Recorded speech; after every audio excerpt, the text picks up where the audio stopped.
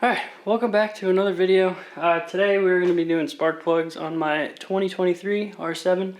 I know I've been a little MIA on YouTube, just things have been going a bit crazy, but some updates on the bike since the last time I've done a video is new tires. Got some new tires. We got Michelin Road 6s. I absolutely love them because I do a lot of commuting on this bike, so they're hard compound in the center, soft on the outside, so you can they're still really good grip. They still are good for the twisties, but they're good for commuting and they won't have such a big flat spot like the S22s did. Getting better at leaning, as you can see. Chicken strips are still there, but they're getting way better. Same with this side, a little bit better. And then we also have one on the front as well. We have the same Michelin Road 6. I did mirror deletes. This is temporary, just don't mind that. Until I can draw up the 3D file for the actual ones. I've just been messing around doing some test fits, but they're just there just for now. But I like riding without mirrors because it makes me a lot more observant and looking around more, and it looks cooler in my opinion. But I am going to do a bar end mirror, probably on the throttle side, but that's to come into the future. Other than that, I really don't think anything else has been done to the bike besides the tune and stuff. But we do have to do spark plugs because we are a little overdue. You're supposed to do them at 8,000 miles, is what the manual recommends. And I'm at 10,038. Jeez, I already put 10,000 miles on this thing. I've had it for like 5 months. Jeez, doing a lot of riding. So, to run you down how we're going to do this is we have to take off the side fairings and everything, and the seat, and pop off this fuel tank. I rode around after work for quite a bit because I didn't realize I filled up my tank last night when I was riding, so I had to go burn off a bunch of gas because you gotta pull the tank and it's just easier. And instead of siphoning, it gives me an excuse to go ride around. So yeah, so I'm gonna set up the tripod and we will start with that. Probably just going to do a time lapse of me taking the tank and everything off because in a previous video for the air filter I had to do the same thing. So if you need to know how to take off your gas tank, just go check out that video. I'm going to blast through this quick.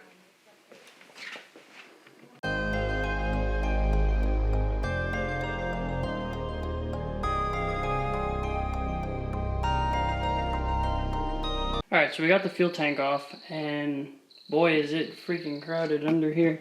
So I don't know if you can kind of see right down there, there's one coil pack, and then the other one's all under all this. So I gotta start disconnecting these, probably pull back some zip ties, unbolt this tray, and try and move it over to the side as much as I possibly can. So for this side, we might have to unbolt the ABS module and move that over a little bit because there's no way you can get to that.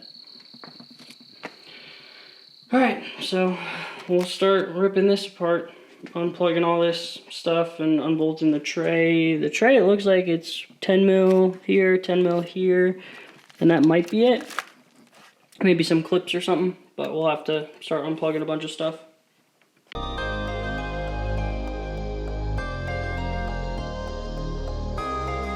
Alright, so I got that tray unbolted, and if we look, we got everything unplugged, the tray unbolted, had to cut a few zip ties here and there, which we'll put back. We have new zip ties.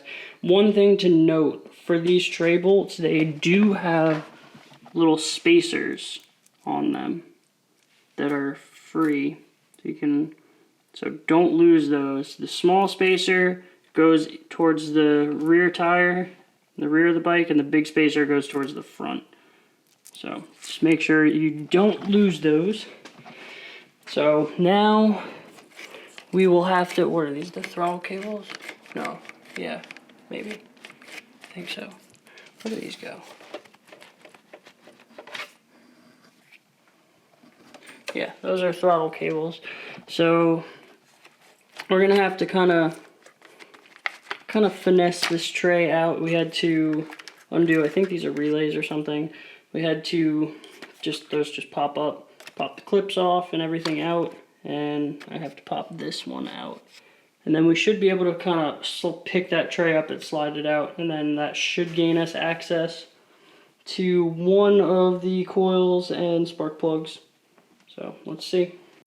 So that ended up giving us pretty good access to the left side coil. So we'll unplug that, pull this straight out, and then we can start pulling the spark plug out. This side's gonna be a little bit tight, I think. Yeah, because it's right, you can't see it, but it's right down there. I'm trying to think, is there any way? So there's a bolt here, but that bracket is riveted. Is there? Oh, there's nuts on the back. Okay, so we'll have to take the ABS module bracket off and kind of swing that to the side, and then that'll give us perfect access to that. But let's start with that side first, and then we'll work our way over. Okay, so we got the coil out and the actual spark plug out. So the coil you had to kind of twist and pull a little bit, and we have the spark plug, which honestly doesn't look bad for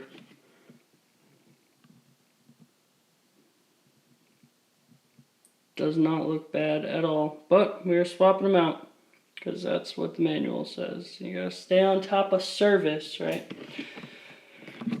So that one really wasn't bad. This side, it looks like all we'll have to do is unbolt that ABS module. Let's see if I can get a, I'll show you guys. So down here, there's two 10 mils. There and there. If we unbolt those, and then there's an Allen over there, we should be able to tweak that enough to the side to be able to get the other side. So I'm gonna take a look and see what I can do, and see if we can't get to that, because that would be a lot easier. I mean, no, because there's not enough room to pull the actual coil pack out without moving that over. Yeah, so I think that's where we're gonna go.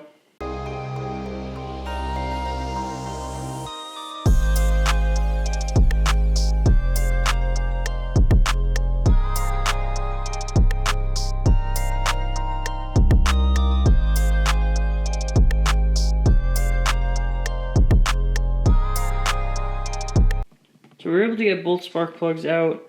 For this side, we had to take off those two 10mm nuts on this side, that one 4mm hex for the ABS module, and then there was one other 4mm hex, I believe it was a 4mm, here to just be able to get a little bit of play in the lines. We're able to slide it over enough. You can't really see, but right down in here where my finger is, you're able to pop that coil pack out. So now we'll start putting the spark plugs back in. So the gap for those spark plugs is specified in the manual anywhere between 0.032 and 0.035. So I checked them out. They came like pre-gapped, but I just wanted to double check, make sure they were good. So that's good, so we can start putting the plugs back in and start assembling all this back together. I think I'm probably going to hold off on, I'm probably going to get the spark plugs in tonight, get those tightened down just so nothing gets in those cylinders, and then I'm probably going to throw this back together tomorrow.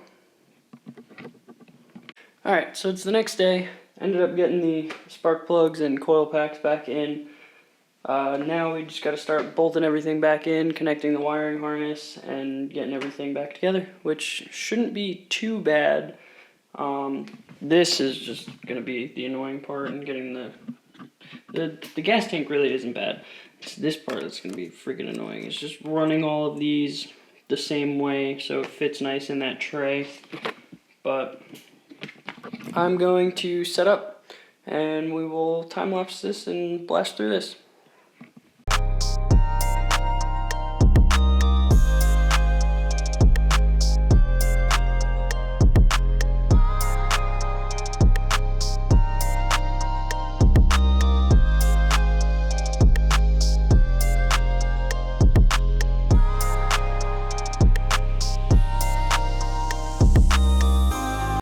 back, and I didn't realize that my camera died during that time lapse, but we got it all put back together.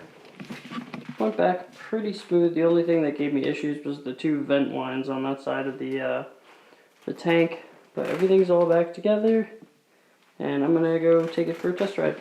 But I appreciate you guys watching. Subscribe for more R7 content, and I will see you in the next one.